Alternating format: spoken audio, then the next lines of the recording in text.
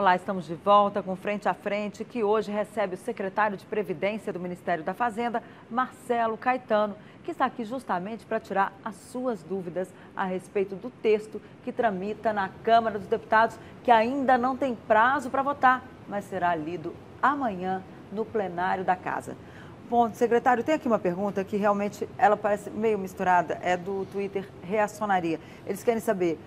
são estimados 10 milhões de trabalhadores domésticos que se aposentadoriam com 15 anos de contribuição, que antes não estavam abrangidos pela CLT.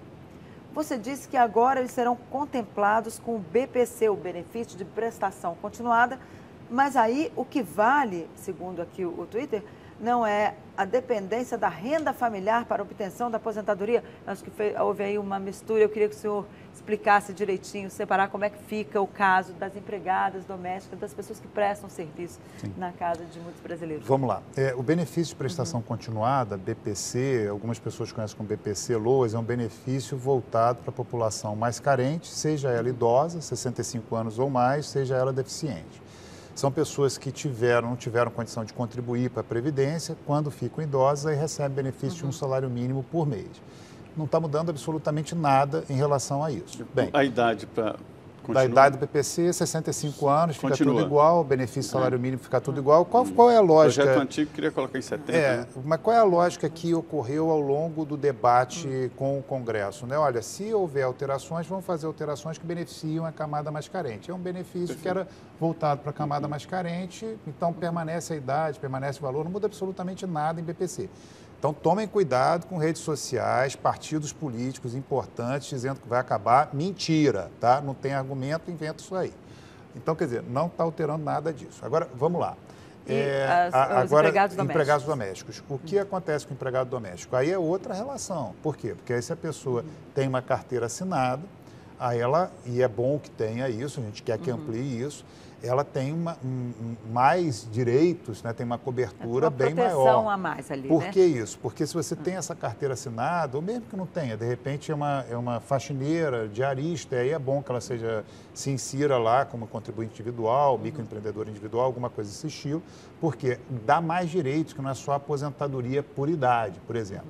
Dá direito a aposentadoria por invalidez, a pessoa fica doente, salário maternidade quando tem filho, gera pensão quando falece para o cônjuge, então para filho menor de idade.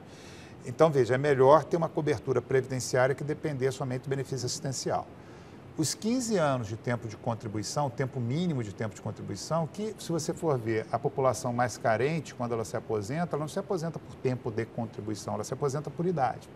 Então, por exemplo, a idade masculina de aposentadoria no Brasil hoje são 65 anos. Está mantido nessa aposentadoria por idade os mesmos 65 anos que tem hoje. E o tempo de contribuição são 15 anos. Contribuindo ou não? Não. Aí, para ter a aposentadoria, hoje, independentemente de reforma, uma pessoa tem que ter 65 anos de idade e um tempo mínimo de contribuição de 15 anos. Né? Isso já existe hoje. Existe a aposentadoria por tempo de contribuição, essa sim está se acabando, que aí se necessitam de 35 anos de idade, 35 anos de tempo de contribuição para homem, 30 anos de tempo de contribuição para mulher. Essa está se acabando e está se colocando uma idade mínima de 55, 53. Agora, veja, as pessoas mais carentes, elas não se aposentam por tempo de contribuição, basicamente porque entram e saem do mercado de trabalho com muita rotatividade, então não conseguem completar aqueles 35 anos de contribuição. Hoje, o tempo mínimo de contribuição exigido para essas pessoas são 15 anos, está sendo mantido. Os mesmos 15 anos de hoje está sendo mantido na proposta de emenda constitucional. A idade de aposentadoria que já existe para os homens urbanos são de 65 anos, está mantido também. Então, veja, para o homem urbano de baixa renda, ele já se aposenta aos 65 anos, com 15 anos de contribuição, e a grande maioria desse pessoal ganha o salário mínimo. Hoje, mais de 60% dos benefícios do INSS ficam no salário mínimo. Então, um pouco mais de 3 em cada 5 beneficiários da Previdência recebem salário mínimo. Então, para essas pessoas, essas regras não mudaram. Né? A pergunta vem de... Tem uma aqui mais. Pois não, pode fazer mais uma aí, Denise. Beatriz, ela quer saber, uma pessoa pensionista que paga o INSS pode receber o benefício juntamente com a aposentadoria quando for se aposentar? Pode receber sim. O que está acontecendo por meio dessa proposta de emenda constitucional? Primeiro tem que colocar o seguinte, todos os direitos adquiridos estão preservados. Então, quem já recebe aposentadoria, quem já recebe pensão, quem já completou condições de acesso, não muda nada. O que acontece? A partir dessa proposta de emenda constitucional, aí está se estabelecendo um teto de acumulação, mas para aqueles benefícios que vierem a ser concedidos, da aposentadoria com a pensão. Aí se escolhe o benefício, se pode acumular até o valor de 2 salários Isso mínimos. tanto na rede privada quanto na pública. Na pública. Sim. Olha, vou fazer 2 perguntas aqui, sei que é fácil de responder rapidamente. A primeira é de Geórgia de Colatina. Um dos slogans da reforma da Previdência é combater privilégios, né? Ele quer saber como ficam as aposentadorias dos juízes, desembargadores após a reforma. E outra pergunta aqui vem de Salvador, Paula Souza. Meu nome é Paula Souza, boa noite. Gostaria de saber como fica a aposentadoria por invalidez. Quase nunca se fala nisso. Então, a história dos desembargadores é a invalidez. Tá, perfeito. Olha, essa reforma tem como um dos seus principais nortes, um dos principais fundamentos, igualdade. Então, o que acontece? A partir dessa reforma, não importa se você for deputado, senador, juiz, desembargador, promotor, ou então se ocupar um emprego no setor privado de renda mais baixa, as regras previdenciárias passam a ser exatamente as mesmas. Um juiz vai ganhar mais do que um trabalhador do setor privado, vai ter uma aposentadoria maior do que um trabalhador do setor privado de renda mais baixa, mas vai porque o salário dele foi maior, mas não porque a regra previdenciária que vai se aplicar ao juiz vai ser uma regra mais benéfica daquele que vai se aplicar para um trabalhador do setor privado de renda mais baixa. Mas quem está no juiz, que está no mercado, ele já conseguiu... Agora vamos lá. Aí a gente tem que separar as coisas. Quer dizer, aquelas pessoas, o juiz, o político também, deputado, senador, já está aposentado, aí é a questão do direito adquirido. Quer dizer, o direito adquirido vale se você está lá no topo da pirâmide ou está na base da pirâmide, a gente não está alterando direitos adquiridos a partir daí. Quem vier ingressar, entra na regra que é igual para todos. E quem está no meio do caminho, aí tem transições. Mas a ideia toda da transição é fazer com que haja um processo, claro que leva um tempo, só a regra de transição, por exemplo, da idade são 20 anos, né? Então algumas podem ser até maiores do que isso, leva um tempo para isso acontecer. A projeção, então, é que todos os brasileiros se aposentem se ele ganhar muito, teto máximo 5 mil. Sim, perfeito. A partir daí... Não tem por exemplo, eu quero ter uma aposentadoria de 50 mil reais. Previdência 30, privada. Bem, mas enfim, mas se tiver no patamar de renda acima dos R$ 5.531, aí a pessoa poupa por sua própria conta, junto com o seu patrão, no caso, se for servidor público, junto com o Estado, se for um trabalhador do setor privado, junto com a empresa dele, para ter um valor além disso. Agora, isso é uma regra que já existe no setor privado e passa a valer também no setor público. Mas sempre lembrando com transições, tá? Não está se alterando o valor de benefício de quem já recebe aposentadoria e mesmo para quem está no meio do caminho, como já se colocou, tem regra de transição. O André Gonçalves, aqui lá na Bahia, ele diz aqui que o senhor está distorcendo informações. Ele disse que ao tratar do BPC Loas, o senhor disse que não há alteração. Mas o texto, segundo o André, prevê desvinculação do salário mínimo. Ou seja, vai existir aí a possibilidade deste benefício, o BPC, ser menor do que o salário mínimo. Como isso não impacta aos beneficiários? Então, André, é bom você ter feito essa pergunta e é bom que isso seja esclarecido. Na redação que existe desde a comissão especial e agora, mais ainda, na emenda aglutinativa, não há qualquer alteração em relação aos benefícios de prestação continuada. Permanecem LOAS e BPC, permanecem exatamente com as mesmas regras de hoje. Salário mínimo. O salário mínimo não é reajustado, o BPC é reajustado automaticamente junto, então, também, sem problema. Então, quem recebe LOAS, BPC, recebe, assim como hoje. Hoje recebe o salário mínimo, passa a receber o salário mínimo. A idade, 65 anos, permanece 65 anos. Deficiente, recebe. Porque às vezes tem gente com bem menos de 65 que recebe LOAS BPC, mas por ser deficiente. Tá? Então, quer dizer, não há alterações nas regras relativas ao BPC. Se você vir em rede social algum partido político mentindo que isso vai acabar, que é uma mentira extrema, que nunca foi proposto o fim disso, nem na proposta original. Ou então que está alterando regra de BPC, está alterando regra para segurado especial, que é o trabalhador rural, está aumentando o tempo de contribuição. Não é verdade. Agora, a Marta de Rio Grande do Norte faz uma pergunta interessante aqui. Por que o governo deixou? Ela gostaria de saber por que o governo deixou essas empresas deverem a Previdência, pois quando devemos algo, a Receita cobra imediatamente. Qualquer interesse em passar a mão na cabeça dessas empresas, quer dizer, Marta tem razão. Por que o governo deixou acumular tanta dívida? Primeiro que não há interesse. Há uma cobrança, algum. secretário? Há cobrança, sim. Quer dizer, a gente observa se tem uma parte do governo que é eficiente, é a cobrança tributária. Quer dizer, a gente já paga muito imposto, né, ao longo do ano. Então, quer dizer, se a gente for fazer uma conta, a carga tributária no Brasil já é de 1/3 do PIB. O que isso quer dizer? Que em um ano que a gente trabalha, 4 meses a gente paga de tributo, então já é muita coisa. Então, se tem um setor no Brasil público do governo que é eficiente, é o setor de arrecadação. A azeitada funciona muito bem, né? Agora, o que acontece?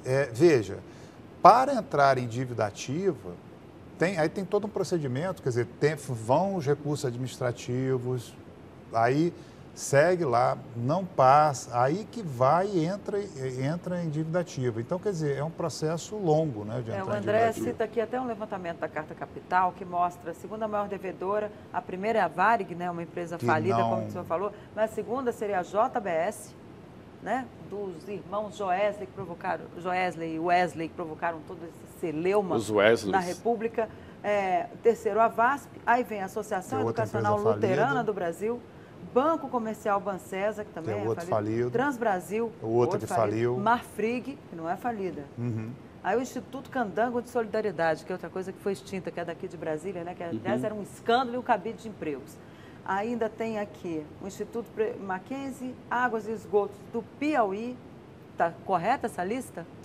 Tem essa informação inclusive, super transparente. Caixa Econômica Federal, Prefeitura de São Paulo. Tem sigilo, não? Não. Bradesco estaria em 20º nessa... Essa informação é super transparente. A Receita, sim, né? Se você for ver lista de dívida ativa, pode ir ao site da internet, qualquer um, de sua casa mesmo, seu celular, de sua casa, vai na internet e pega essa informação. Então, não tem sigilo nenhum em relação mas aqui o a Gomes essa informação. Lembra muito bem, ele diz aqui que mesmo cobrando todo mundo aí, o valor arrecadado não cobre o rombo nem de um ano da Previdência. Aquele negócio de estoque e fluxo que o senhor explicava. Outra pergunta. Desculpa, só para esclarecer isso. Então, quer dizer, o governo é bastante eficiente na cobrança de tributos. Isso daí ninguém nega isso. Uhum. E outra questão é que, assim, existe um procedimento, né, até virar dívida ativa, e mesmo quando vira dívida ativa, ainda tem recurso judicial.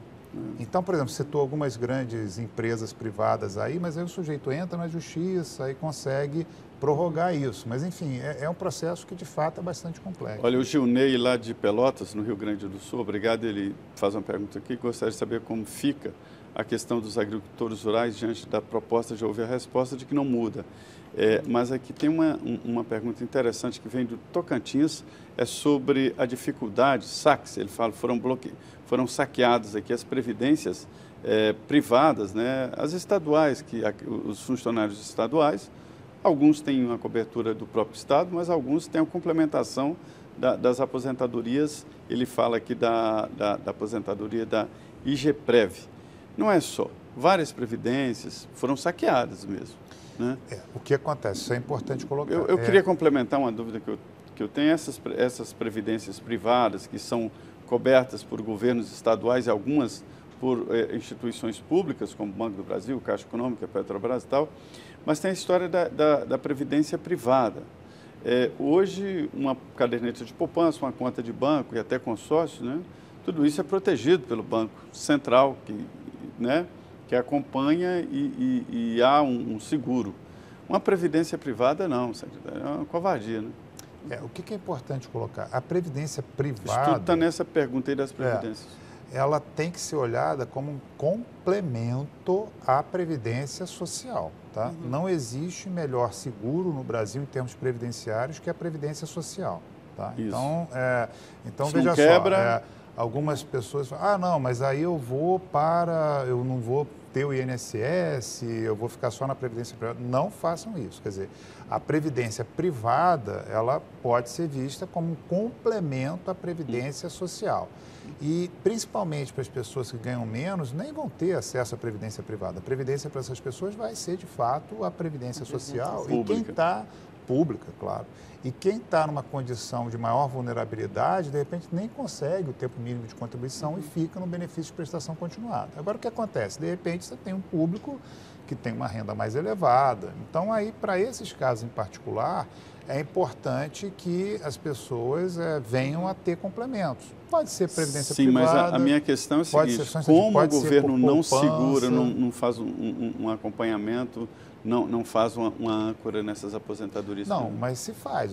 Agora, vamos lá, o governo, se é uma relação privada, o governo vai virar e falar, não, aí deu um problema aí, o governo vai chegar e vai cobrir isso para você. Aí a relação é privada, como você está fazendo um contrato, uma compra de uma casa, uma compra de um carro. Quer dizer, se aquilo ali deu errado, não, o governo então vai entrar e pagar o carro para você, pagar a sua casa. Não. O que o governo faz é ter um ambiente regulatório, né, que aí venha fazer com que esse setor privado funcione bem, mas não que ele venha cobrir as deficiências do setor privado, senão você está socializando o prejuízo e privatizando o lucro, percebe? Então, o papel do governo nessa situação é criar um ambiente regulatório para que esses mercados venham a funcionar bem. E de fiscalização. E de fiscalização também. Então, é importante colocar, por exemplo, ali na Secretaria, a Agência Secretaria de Previdência, a gente tem forças-tarefas junto com o Ministério Público, junto com a Polícia Federal, também está se juntando agora a própria Advocacia Geral da União.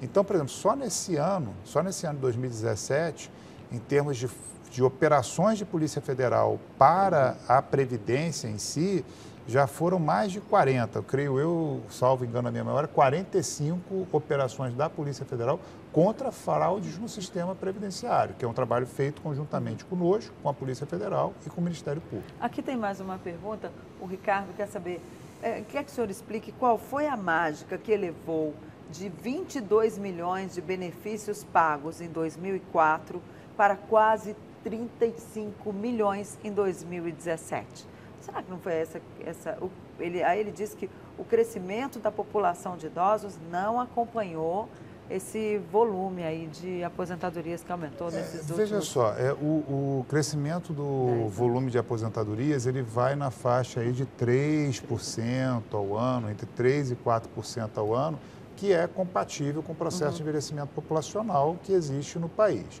O que a gente deve considerar? Que vai ter um crescimento de quantidade de benefícios de aposentadorias e pensões que vai ser bem maior do que o próprio crescimento populacional, porque o extrato populacional que mais cresce é a população de idosos. Então, como a população de idosos cresce muito mais do que o resto da população, é normal e é esperado que a gente venha a observar, com o passar do tempo, e isso vai se acentuar ainda mais no futuro, um crescimento de número de beneficiários da Previdência Social que é maior do que o crescimento da população como um todo. Mas o fato de sempre vir uma reforma da Previdência não acaba levando as pessoas a correrem para a aposentadoria? Vamos lá, a gente tem dois aspectos para essa sua pergunta, tá? O primeiro aspecto, quem faz a requisição de uma aposentadoria é quem já completou condição de acesso ao benefício. Então, não adianta eu falar, não, eu tenho só 10 anos de tempo de contribuição, aí eu cheguei agora, tem uma reforma da Previdência, vou querer me aposentar. Não vai porque não cumpriu as condições de acesso. Então, quem está requerendo uma nova aposentadoria, quem completou as condições de acesso. Então, se tem um aumento na quantidade de pessoas que requerem o benefício, é porque há mais gente com condição de requerer o benefício. Então, isso é um aspecto, que é um aumento estrutural da quantidade de pessoas que faz a requisição do benefício. Um outro aspecto. Aumentou o fluxo? Todos os direitos, um outro aspecto, só um instantinho. Todos os direitos adquiridos, eles estão garantidos. Então, aquelas pessoas que fazem, que já completaram a condição de acesso ao benefício, tudo bem, se elas precisam da aposentadoria, tem todo o direito, podem requerer. Quem não fez a requisição, Se tem condição de continuar trabalhando, a melhor coisa para essa pessoa fazer é continuar trabalhando, porque numa mudança de regra pode eventualmente vir a beneficiá-la. Se ela se aposenta agora, ela não pode falar, não, a regra mudou, foi uma regra mais benéfica a mim, então eu mudo isso, entendeu? Eu volto atrás, não tem como, ela vai ter que pegar a regra atual. Já se ela esperar um pouco, ela pode escolher da regra mais benéfica a ela. Olha, foram muitas essas perguntas, nós agradecemos e fizemos aqui, a Denise e eu, vários resumos e juntamos as grandes questões que foram apresentadas aqui. Eu queria, secretário, o senhor respondesse só rapidamente aqui, a última pergunta aqui, é uma mãe que tem um filho com 19 anos inapto, né, com deficiência, tem direito à aposentadoria? De que forma? Não, a aposentadoria, aí tem que ver o seguinte, se o filho é deficiente, aí tem que ver, se tiver, mas está aí na regra atual mesmo, independentemente de reforma. E também com a reforma, esse aspecto continua assim. Quer dizer, se o filho é deficiente, independentemente da idade, e se ela tiver, a família dela tiver uma renda per capita mais baixa, aí teria um direito ao BPC, tá? Se não... Se não, aí se a renda per capita for superior a um quarto salário mínimo, não tem direito ao BPC. No caso do falecimento dessa mãe, caso ela seja contribuinte do INSS, gera uma pensão para esse filho. Perfeito. Tá? Isso independentemente de reforma. Tá? Perfeito. Secretário, eu queria agradecer muito o senhor interromper aí a sua agenda para vir aqui conversar com a Rede Vida, com os telespectadores aqui da Rede Vida, um assunto muito importante. Há muita gente queria trazer aqui no Frente a Frente exatamente o secretário para explicar e falar aí sobre esse assunto tão importante e tão polêmico e discutido. Muito obrigado, secretário. Eu que agradeço. Obrigada, secretário. E nessa mesa redonda aqui, como sempre, a minha parceira Denise Rotenburg. Boa noite, Denise. Obrigado. Boa noite, Zé Maria. Obrigada, secretário. Já fica convite para o senhor voltar no ano que vem, porque pelo jeito esse assunto vai continuar em pauta. Ok. Boa noite a todos, então. E boa noite a você que nos assistiu. Até ao próximo programa. Semana que vem a gente já está por aqui. Isso, estamos mesmo. E trazendo aqui para você os principais fatos e os comentários aqui da política nacional. E continue aqui na Rede Vida, porque agora é hora do Jornal da Vida, as principais notícias nacionais e internacionais. Muito obrigado, uma boa noite.